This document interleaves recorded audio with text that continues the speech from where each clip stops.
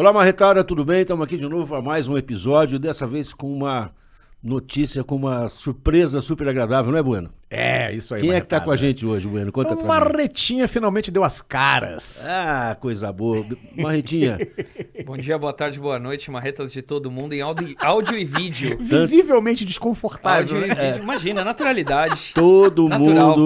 Todo mundo me perguntava quem é esse Marretinha, quem é esse Marretinha. E foi um pedido de muita gente, sabe? Que queria ver o Marretinha na mesa. Tá aqui conosco. Atendendo a pedidos. E eu espero que você goste de ficar aqui conosco e que continue assim para sempre. É sempre um prazer. Seja muito prazer. Inenarrável. E indelável, né? Muito bem. Marretinha, hoje nós vamos falar, Bueno, sobre a questão da maconha. Nós não vamos falar da maconha, nós vamos falar sobre essa questão do STF que voltou a fazer a votação da liberação ou não da maconha. Essa votação começou em 2015, em 20 de agosto de 2015, quer dizer, já um bom tempo aí, né? E ela, em sendo aprovada, será liberado o porte da maconha até mais ou menos, eles estão tentando ainda resolver essa questão, mas até mais ou menos 25 gramas de maconha para porte. E aí você não vai preso, enfim, isso é liberado. Então vamos lembrar que não é venda de maconha que está liberado, não é a maconha que está liberada, e sim o porte para o usuário. É isso mesmo? Descriminalização. Descriminalização de quem tem o porte, não é? Isso. Mas eu acho legal fazer essa diferenciação entre legalização e descriminalização. O que é isso aí para vocês aí? Que está na mesa, assim, de aprendizado, né, para as pessoas. Porque quando você descriminaliza, né, você libera mesmo, né? O que não significa que essa descriminalização ela pode ser total e restrita. Não né? Desregulamentada. Não é desregulamentada, exatamente. Mas aí ela deixa de ser um delito. Ela deixa de ser um ato penal, né? E ela passa a ser uma coisa legalizada de fato, né? E a descriminalização, a legalização. Né? Ela não é isso, né? A legalização ela tem limites muito mais próximos assim do que seria essa coisa do usuário, né? Enfim, e aí você tem uma diferença, né? Porque em determinados pontos você pode continuar cometendo crimes, né? Se você estiver relacionado com práticas que não estão previstas, né? Dentro dessa legalização. É isso. Agora temos imagens. Hoje nós temos imagens ilustrando aí, né, também. e tal. Mas então, o cenário conservador, parece que nós estamos indo para esse cenário conservador, né, de 25 gramas. Sim. Mas eu queria perguntar assim para vocês em primeiro lugar, qual a vantagem disso? Qual é a vantagem de nós descriminalizarmos a maconha para o usuário até 25 gramas? Na minha opinião, a primeira coisa é a população carcerária. Né? A gente sabe que no Brasil a grande maioria das pessoas que estão na prisão são pessoas negras, baixa renda, periferia na sua grande maioria. Esse peso que está sendo discutido é exatamente uma coisa que é muito flexibilizada, dependendo da cor da pessoa, do aporte financeiro. Então, esse é um primeiro ponto. E o segundo, para mim, também é uma questão de saúde pública, né? Que também tem que ser pensada sempre quando a gente está levando nisso. Saúde pública em que sentido que a gente poderia... onde está a saúde pública? No caso em liberar a maconha para... É que, na verdade, talvez não impactar tão diretamente nessas 25. Ou nas pessoas não serem mais presas por tráfico, mas pensando na questão toda do usuário e aí sim impactar na questão da saúde pública. Tá. A maconha vicia ou não? Essa é uma pergunta que eu sempre tive. Cara, não sabia que você ia fazer essa pergunta. Não sabia que você ia fazer essa pergunta. Que eu saiba de estudos, não. Não? Não, eu acho que em estudos não, realmente eu acho que não tem. Eu também procurei, né, saber. Eu realmente não vi nenhum estudo que falasse sobre isso diretamente. Sei. Mas assim, eu tenho experiências, né, de pessoas que eu conheço, enfim, que tem um potencial de adição, né? Se a gente for usar o termo correto na psicologia, né? Você tem um potencial de adição alto. Né? Da pessoa ou da planta? Não, da pessoa. Sim. Da pessoa. Tá. Né? E aí independe do que ela vai utilizar. Né? Mas aí não é provocado né, pela maconha. maconha. Né, pela maconha em si, entendeu? Tá. Aí a pessoa também pode entrar no tabaco, no álcool, Não, pode que entrar são em qualquer drogas já coisa. legalizadas. Mas Qualquer né? coisa. eu vou dizer Lata o seguinte. de pêssego em calda, qualquer mas coisa. mas entendeu? aí é o seguinte, olha. Aham. A Escola de Ciência e Comportamento de Cérebro, tá?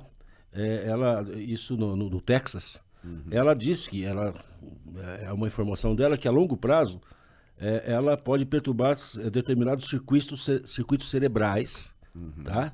E que isso desencadeia uma sensação de dependência, quer dizer, a longo prazo. Por isso que eu perguntei, quer dizer, é muito pouco estudo, né? A gente não sabe se isso é uma pessoa que fuma 2, 3 vezes por dia, ou se é uma pessoa que fuma mais do que isso, ou menos do que isso. O que definem como O que longo que prazo define como também, longo- né? O que é Sim, esse mas longo prazo? Posso falar uma coisa que eu acho que é meio complexa, assim, mas eu acho que é legal.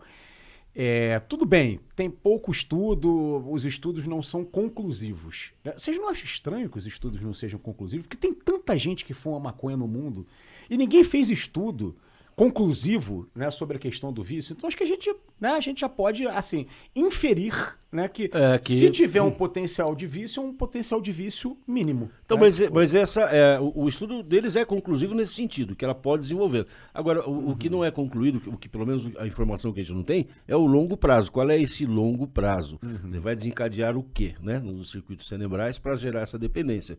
Isso que a gente não sabe. Né? Então, é uma pergunta difícil, né, de resolver. Né?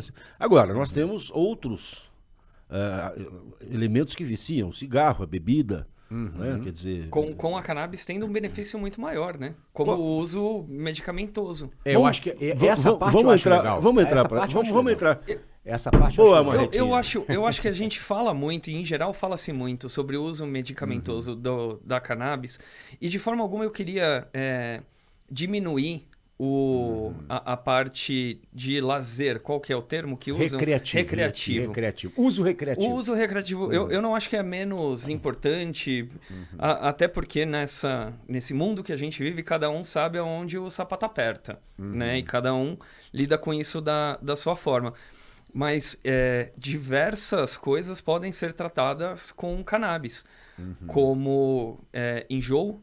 Pessoas que estão fazendo químio e radioterapia usam isso para diminuir o efeito colateral do enjoo.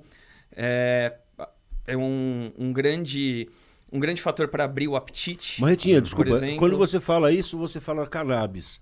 A cannabis mesmo, o cigarrinho da maconha ou o canabidiol? Então, Ou os dois? Eu tento não fazer a distinção disso, por mais que possa se fazer uma separação artificial de, por exemplo, THC e CBD. CBD tende a ter, por exemplo, um efeito recreativo, anti-inflamatório. CBD é anti-inflamatório. O CBD. O CBD. Você está falando do THC. Não, e o THC ele tem essa faceta mais alucinógena, digamos assim.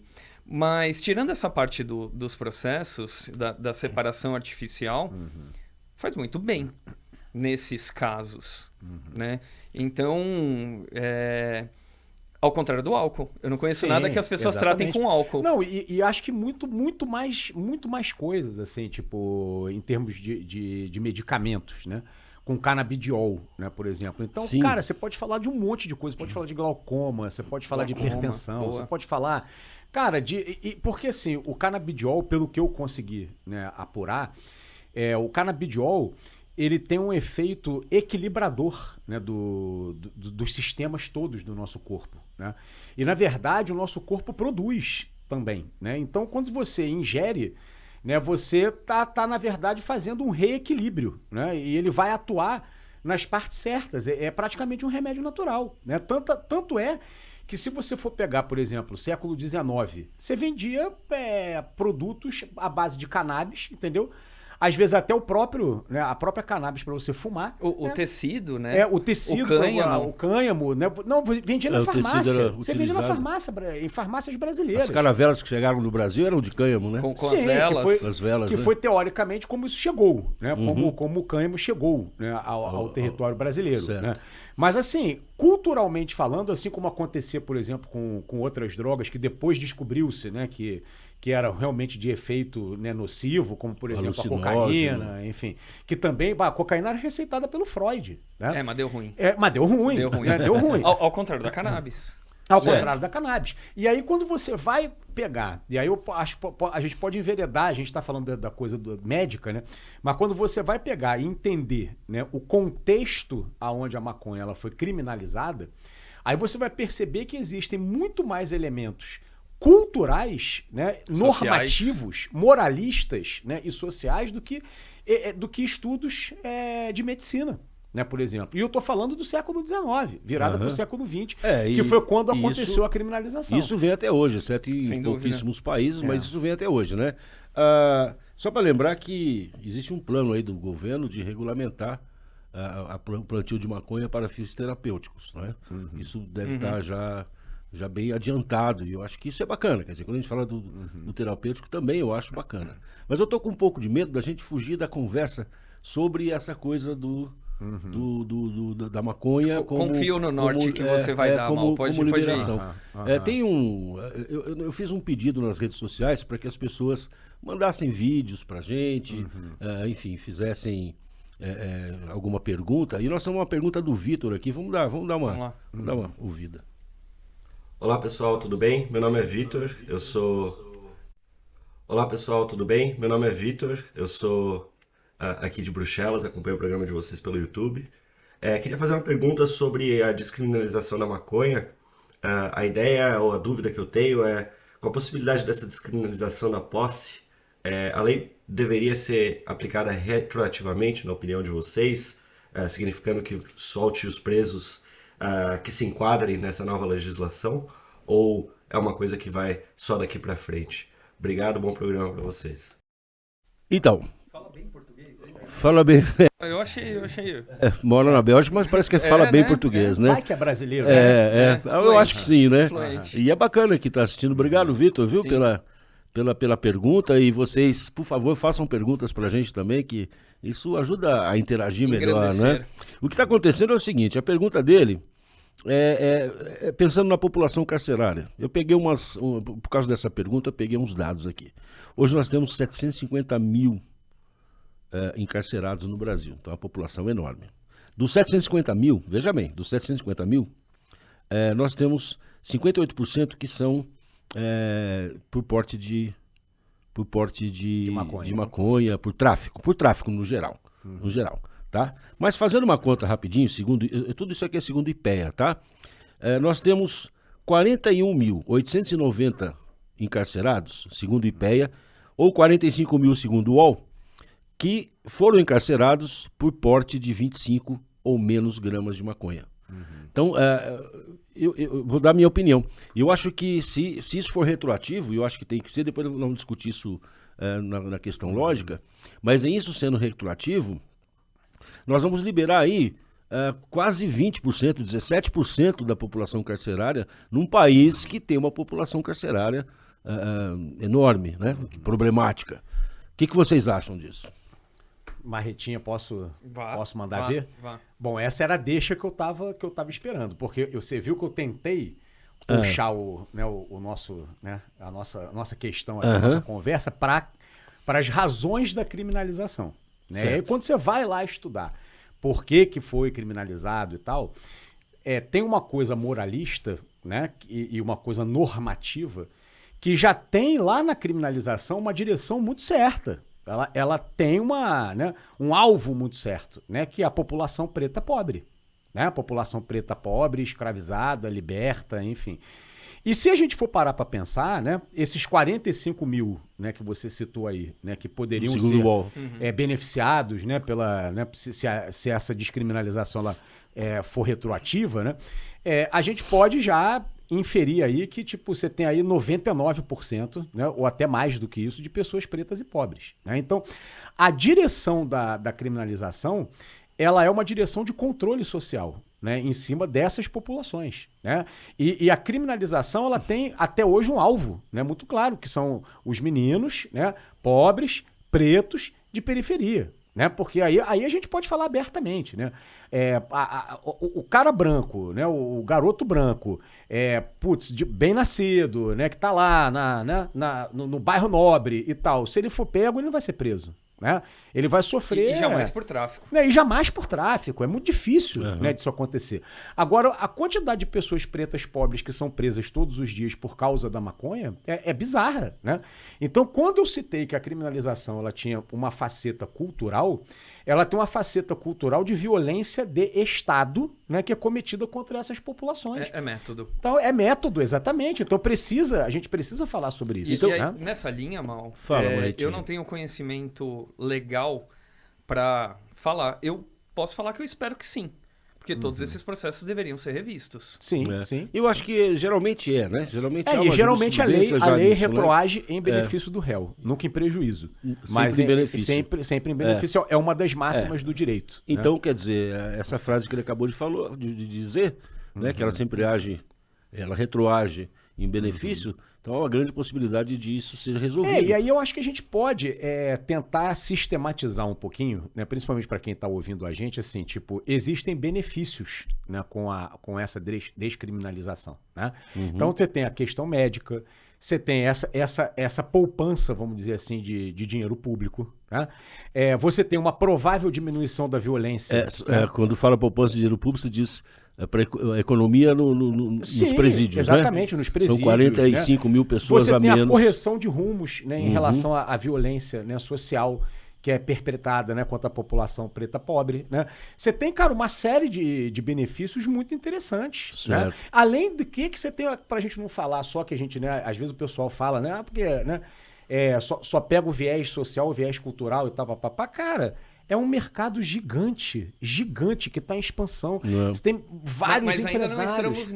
Ainda não estamos entrando nisso. Sim, mas você né? tem esse mercado também. Eu espero que a gente dê um passo em função de ser mais progressista. Sim, e eu espero que no futuro a gente chegue nisso. Sim. Mas nesse momento não é isso que está sendo discutido, só para deixar claro. Marretinho Bueno. Sim, mas existe esse mercado. Isso que eu quero sim, dizer. sem dúvida. Existe esse potencial que já está sendo explorado por vários de alguma empresários forma, no mundo sim. inteiro. Então agora, Marretinho Bueno, a gente está chegando ao fim. E eu preciso fazer uma pergunta e eu gostaria da resposta de vocês, tá? Dos dois. A pergunta é, para o traficante, essa lei pode ser benéfica? Eu explico por quê. É uma pergunta, eu explico por que eu estou perguntando. Primeiro porque ele pode agora arrumar aviãozinhos, né? Para quem não sabe, aviãozinhos são os meninos ou meninas que vão entregar a maconha às pessoas, aos usuários. Pode ser benéfica porque isso vai, né? E também pode ser benéfica porque pode aumentar o número de usuários. Então eu deixo essa pergunta para os dois responderem. Vamos começar com o Bueno. Tá bom, vamos lá. Eu me fiz essa proposta também, né, de pensar nesse exercício, né? E aí eu posso dizer o seguinte, que tem problemas nessa descriminalização. Eu não sei se são exatamente esses, né, que você citou, mas, por exemplo, quando você fala de legalização, né, que você vai liberar realmente e tal, e aí o Estado ele está abrindo mão de fazer esse controle, né, e está deixando esse controle na mão da sociedade, vamos dizer assim. Quando você fala em descriminalizar, né, você está ainda mantendo um controle aqui, um controle ali, né, porque você não está liberando geral, né? Então eu pergunto outras coisas além da sua pergunta. Vou te responder com outras perguntas, né? Tipo, quem controla a produção, né? Quem controla a qualidade da produção, entendeu? Será que isso não aumenta o tráfico, né? Será que isso... Eu acho que tem uma série de outras perguntas que eu acho que precisam ser respondidas com bastante cuidado. O Brasil corre o risco de virar um paraíso, por exemplo, pro pessoal vir aqui fumar, né? Que nem outros países que a gente conhece são e que reclamam, né? A população local reclamam, né, desse tipo de coisa, desse tipo de turismo, né, vamos dizer assim, e por aí vai, entende? Você tem alguns pontos que eu acho que são interessantes e que a gente pode ter uma visão progressista, mas que, tipo, são pontos importantes que a gente precisa levantar.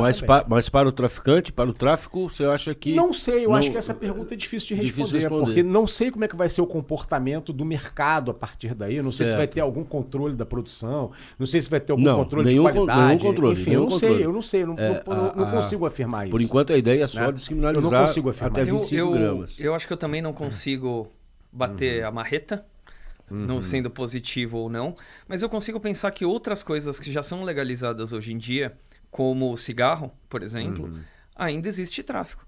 Sim. Existe sim. o cigarro Bom vindo do argumento. Paraguai, que é extremamente mais barato. Lembro de ter visto uma vez alguma coisa do tipo, não compre cigarro que custe menos de R$7. Porque esse é o valor fixo do imposto.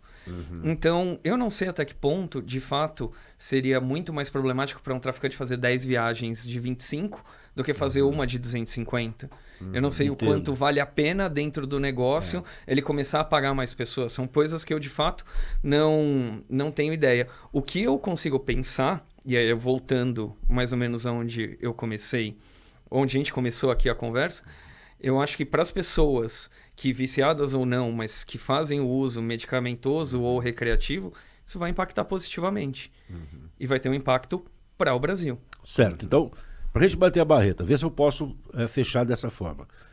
Existe um impacto positivo. Existem 2 impactos positivos nisso. Um deles, a questão terapêutica, né, que pode muito ajudar. E o segundo impacto, a questão social. Quer dizer, nós vamos, talvez, resolver uma certa questão daquele pobre preto com E eu até 25 incluiria gramas. no ponto positivo o uso recreativo. Não vejo problema Uso nenhum com recreativo, relação a isso. A gente tá. usa álcool recreativamente. Certo, entendi. Beleza? Bateu na Concordo? marreta? Pode. É isso. Então é isso. Muito obrigado pela sua presença e eu não vou mais agradecer porque a próxima vez você já vai estar Já é aqui. obrigação. E você já é obrigação, tá bom, Bueno? Muito obrigado, um grande Valeu, abraço Mal, para valeu, vocês. Barretinha. Valeu, obrigado. Não esqueça de curtir a gente, compartilhar, segue a gente, tá bom? Muito obrigado, um abraço.